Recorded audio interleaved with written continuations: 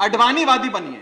आज भारतीय जनता पार्टी ने एक मैसेज दिया है कि हम सुप्रीम कोर्ट को भी चैलेंज करते हैं, सुप्रीम कोर्ट के फैसले को भी नहीं मांगते, आपको जो ऑर्डर जारी करना है करो। इन लोगों ने तो कमाल ही कर दिया, आज बिना संवैधानिक संशोधन लाए संविधान को बदल दिया, मात्र एक एक्ट ऑफ पार्लियामेंट से, जो आज तक शायद भारत के इतिहास में कभी नहीं हुआ। क्या लोग जानते हैं उपराज्यपाल कहां रहता है? उपराज्यपाल कौन सी विधानसभा से चुनाव लड़ा? उपराज्यपाल ने कौन सा चुनाव जीता?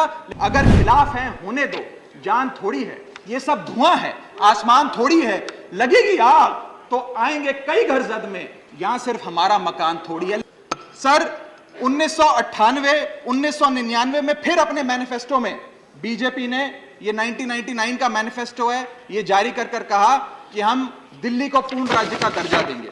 Page number 132 point number 31, we will give full statehood to Delhi. Sir इन लोगों ने बड़ा आंदोलन चलाया, संघर्ष किया, सड़कों पे लाठियां खाई, न जाने क्या क्या किया दिल्ली को पूर्ण राज्य का दर्जा दिलाने के लिए। और अंततः वो दिन आया जिस दिन वाजपेयी सरकार और वाजपेयी सरकार के उप प्रधानमंत्री आदरणीय लाल कृष्ण आडवाणी जी इस सदन के भीतर एक बिल लाए, द कॉन्स्टिट्यूशनल अमेंडमेंट बिल 2003, जो दिल्ली को पूर्ण राज्य का दर्जा देता है। यह बिल आडवाणी जी इस सदन के भीतर लाए और कहा कि दिल्ली को अधिकार देने की जरूरत है, दिल्ली को पूर्ण राज्य का दर्जा भाजपा दिलाएगी। यहां भी बात खत्म नहीं होती सर।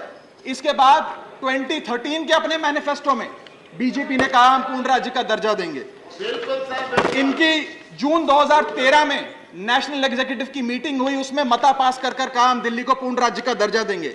यहां तक कि इनके सांसद डॉक्टर हर्षवर्धन ने बयान दिया कि जब आदरणीय नरेंद्र मोदी जी देश के प्रधानमंत्री बनेंगे हम दिल्ली को पूर्ण राज्य का दर्जा देंगे। ये इन सब ने सर लगातार बातें कही और दिल्ली को पूर्ण राज्य का दर्जा दिलाने की मांग लगातार भारतीय जनता पार्टी दिल्ली वालों के सामने रखती रही।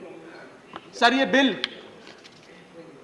सिर्फ संविधान का और लोकतंत्र का अपमान नहीं है, ये बिल लाल कृष्ण आडवाणी जी का, अटल बिहारी वाजपेयी जी का, मदन लाल खुराना जी का, सुषमा स्वराज जी का, अरुण जेटली जी का, सबका अपमान करने का और उनके 40 साल के संघर्ष को मिट्टी में मिलाने का काम करता है। सर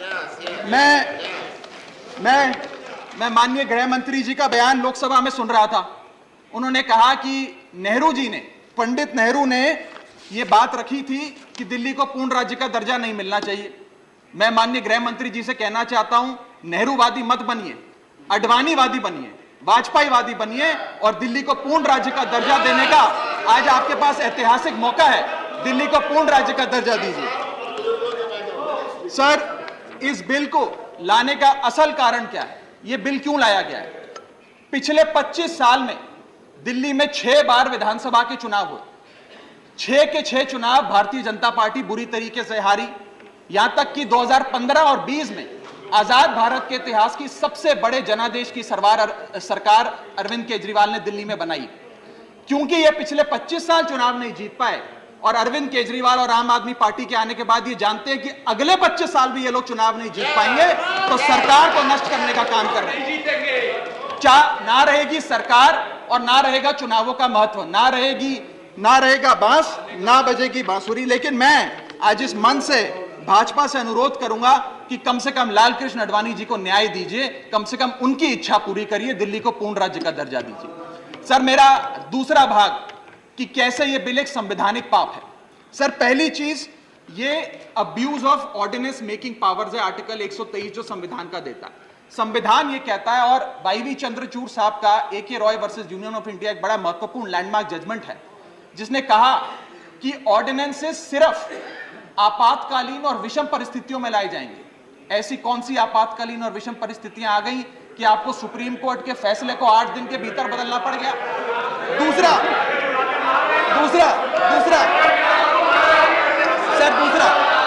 देखिए सुप्रीम कोर्ट की दूसरा बिंदु, यह सुप्रीम कोर्ट का अपमान है। सुप्रीम कोर्ट के फैसले को 8 दिन के भीतर 5 जजों के संवैधानिक पीठ के सर्वसम्मति के फैसले को बदल के आज भारतीय जनता पार्टी ने एक मैसेज दिया है कि हम सुप्रीम कोर्ट को भी चैलेंज करते हैं, सुप्रीम कोर्ट के फैसले को भी नहीं मांगते, आपको जो ऑर्डर जारी करना है करो, हम चंद दिनों के अंदर ऑर्डिनेंस लाकर उस फैसले को बदल देंगे। They have challenged the majesty of the Honorable Supreme Court, sir. और मैं आपको ये कहना चाहता हूं कि आजकल जो ऑर्डिनेंस लाने की जो एक फेटिश इस सरकार ने देखी, चाहे वो लैंड एक्विजिशन बिल हो, चाहे वो फार्म बिल हो, चाहे ईडी के डायरेक्टर का एक्सटेंशन हो, जो ये सारी चीजें ऑर्डिनेंसेस के माध्यम से इन्होंने करी थी, इस बिल का हश्र भी वही होगा जो सारे पुराने बिलों का हुआ था। सर, थर्ड बिंदु कि कैसे ये बिल संघीय ढांचे को एरोड करता है। हमारा भारत का संविधान और सुप्रीम कोर्ट का 2023 का 2018 का संवैधानिक पीठ का फैसला कहता है कि दिल्ली के पास एक यूनिक फेडरल आइडेंटिटी है, यूनिक कॉन्स्टिट्यूशनल आइडेंटिटी है, और भारत का संविधान जो हमें संघीय ढांचा देता है, जो शक्तियां देता है, उन शक्तियों को एनक्रोच करने का काम यह सरकार करती है, हमसे अफसरशाही और तमाम शक्तियां छीनकर। मैं आपको सुप्रीम कोर्ट का वो एक वाक्य पढ़ के सुनाना चाहूंगा। The majority in the 2018 constitutional जज bench held that while the NCT of Delhi could not be accorded with the status of a state, the concept of federalism is applicable to Delhi. हम पूर्ण राज्य नहीं है, लेकिन फिर भी राज्य का दर्जा एक संघीय ढांचे के परिप्रेक्ष्य में दिल्ली को मिलता है। उसके बाद सर, इन लोगों ने तो कमाल ही कर दिया। आज बिना संवैधानिक संशोधन लाए संविधान को बदल दिया, मात्र एक एक्ट ऑफ पार्लियामेंट से, जो आज तक शायद भारत के इतिहास में कभी नहीं हुआ। सर, इसके बाद यह बिल पार्लियामेंट्री अंडरमाइन करता है प्रिंसिपल्स ऑफ कलेक्टिव रिस्पांसिबिलिटी को। भारत का संविधान कहता है सर कि परमानेंट एग्जीक्यूटिव और पॉलिटिकल एग्जीक्यूटिव मिलके लेजिस्लेचर के प्रति जवाबदेही होंगे। ये प्रिंसिपल ऑफ कलेक्टिव रिस्पांसिबिलिटी है। इसमें से परमानेंट एग्जीक्यूटिव यानी कि अफसरशाही को छीनकर ये पूरी तरीके से कलेक्टिव रिस्पांसिबिलिटी का प्रिंसिपल, जिसपे सरकारें चलती हैं इस देश में, उसे ध्वस्त करता है। और आखिरी बिंदु संवैधानिक अपराध का, ये ट्रिपल चेन ऑफ अथॉरिटी को तार तार करता है sir. Triple chain of accountability ये होती है कि अफसरशाही की जवाबदेही मंत्री को, मंत्री की जवाबदेही लेजिस्लेचर को, और लेजिस्लेचर की जवाबदेही जनता को। इसमें से अगर आप अफसरशाही हटा देते हो तो फिर जवाबदेही की जो ये ट्रिपल चेन ऑफ अकाउंटेबिलिटी है ध्वस्त हो जाती है। तो ये काम करके संवैधानिक अपराध एक प्रकार से सरकार ने किया है। सर, मेरा आखिरी भाग, ये कैसे एक एडमिनिस्ट्रेटिव हाराकिरी, एक एडमिनिस्ट्रेटिव गतिरोध पैदा करता है। ये कहता है सिर्फ उपराज्यपाल ही ट्रांसफर पोस्टिंग करेंगे एक समिति के माध्यम से, यानी कि अफसर अब मुख्यमंत्री के नहीं सुनेगा, मंत्रियों की नहीं सुनेगा। अगर अब दिल्ली में किसी के घर में बिजली नहीं आ रही, पानी नहीं आ रहा, किसी के बच्चे का स्कूल में दाखिला नहीं हो रहा, तो वो उपराज्यपाल के पास जाएगा, अपने मंत्री मुख्यमंत्री के पास नहीं जाएगा। क्या लोग जानते हैं उपराज्यपाल कहां रहता है? उपराज्यपाल कौन सी विधानसभा से चुनाव लड़ा, उपराज्यपाल ने कौन सा चुनाव जीता? लेकिन सारी शक्तियां एक चुनी हुई सरकार से निकालकर उपराज्यपाल को देता है। ये आगे कहता है सर ये बिल कि हम एलजी को सोल डिस्क्रिशन देते हैं, स्वयं के विवेक से फैसले लेने की तमाम शक्तियां। आज तक उपराज्यपाल और गवर्नर काउंसिल ऑफ मिनिस्टर्स की एड एंड एडवाइस से बाध्य थे, लेकिन यह बिल उपराज्यपाल को सुपरसीडिंग पावर देता है।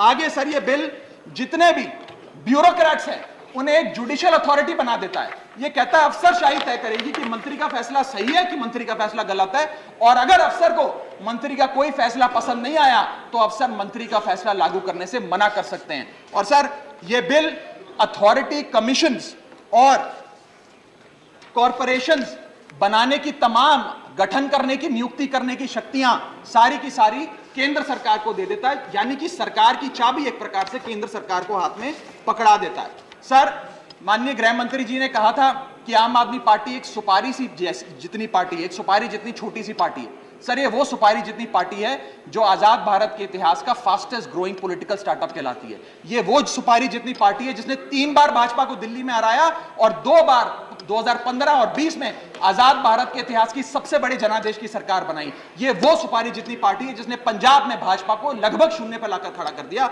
ये वो सुपारी जितनी पार्टी है जो 10 साल में राष्ट्रीय पार्टी बनी। ये वो सुपारी जितनी पार्टी है जिसके 161 विधायक और 11 सांसद है। और ये वो सुपारी जितनी पार्टी है जिसका काम देखने के लिए first lady of United states of America और यूनाइटेड जनरल के पूर्व प्रमुख बान की मून आते हैं। सर, मैं आज अपने साथी जो आंध्र प्रदेश और उड़ीसा की सरकार चलाते हैं उन्हें कहना चाहूंगा, आपकी जरूर कुछ मजबूरियां रही होंगी जिसके चलते आपने ये फैसला लिया इस सरकार के इस बिल का समर्थन करने में। कुछ तो मजबूरियां रही होंगी, यूं ही कोई बेवफा नहीं होता। लेकिन मैं आपको कहना चाहता हूं कि आग जब लगेगी तो बहुत दूर तक जाएगी। राहत इंदौरी साहब का एक बड़ा महत्वपूर्ण शेर है, अगर खिलाफ है होने दो, जान थोड़ी है, ये सब धुआं है, आसमान थोड़ी है, लगेगी आग तो आएंगे कई घर जद में, यहां सिर्फ हमारा मकान थोड़ी है, लेकिन जब आपके घर में आग लगेगी आम आदमी पार्टी आपके साथ खड़ी होगी, मैं आपको विश्वास दिलाता हूं। और सर, मैंने अपनी बात शुरू करी थी महाभारत के एक अंश से, मैं समाप्त भी महाभारत के एक अंश से करूंगा सर। बीच कुरुक्षेत्र के मैदान में जब युद्ध प्रारंभ होने वाला था तो युधिष्ठिर ने शंखनाद करने से पहले एक घोषणा करी और कहा कि यह धर्म की लड़ाई है।